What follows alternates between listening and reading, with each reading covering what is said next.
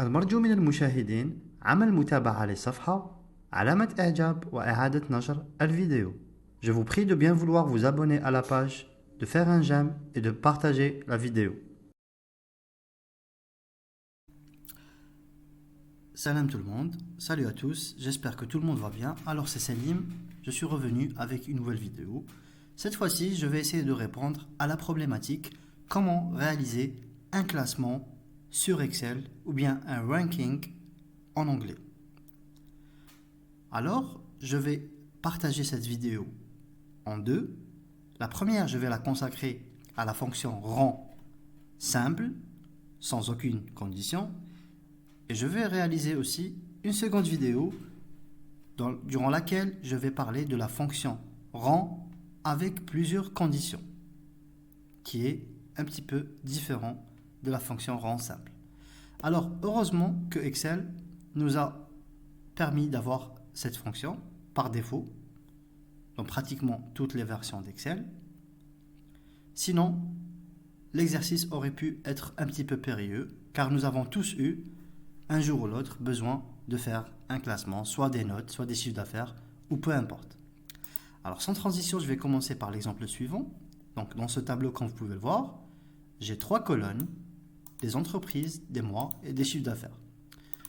J'ai 3 entreprises, les chiffres d'affaires mensuels sur l'ensemble de l'année, donc de janvier jusqu'à décembre, et la colonne C, des chiffres d'affaires réalisés par mois.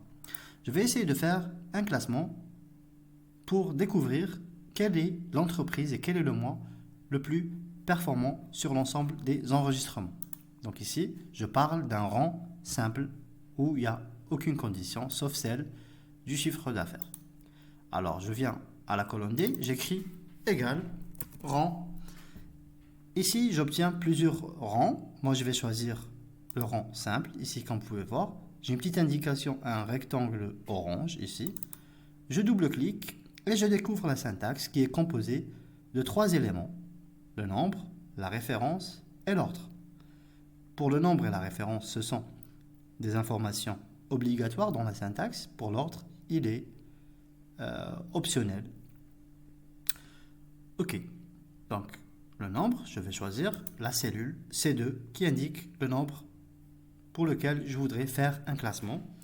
Point virgule, référence, donc quelles sont les observations pour lesquelles je voudrais faire ce classement. Donc je vais sélectionner tout simplement la colonne C. Je peux m'arrêter là, mais si je veux être sélectif, je vais choisir si je souhaite faire un ordre croissant ou bien décroissant. Ok? Donc si je choisis l'option décroissant, cela veut dire que j'aimerais que le chiffre d'affaires le plus grand soit affiché en premier, tout simplement. Voilà. Je clique sur OK, j'obtiens donc le chiffre d'affaires 253 612 et logiquement le 9e sur l'ensemble des 36 enregistrements que j'ai ici. Qu'est-ce que je fais?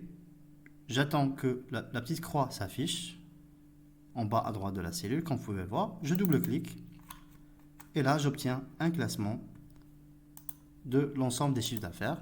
Je peux revenir sur l'entête de la colonne D et faire un tri croissant, comme vous pouvez le voir. Et là je découvre que j'ai mon classement de 1 jusqu'à 36 avec l'option ordre décroissant. Ce qui veut dire que le chiffre d'affaires le plus grand s'affiche en premier et le plus petit prend le dernier classement. Voilà, ce sera tout pour cette vidéo. Je vais faire une autre vidéo, comme je vous ai dit au départ, dans laquelle je vais parler du rang quand j'ai plusieurs conditions. Merci.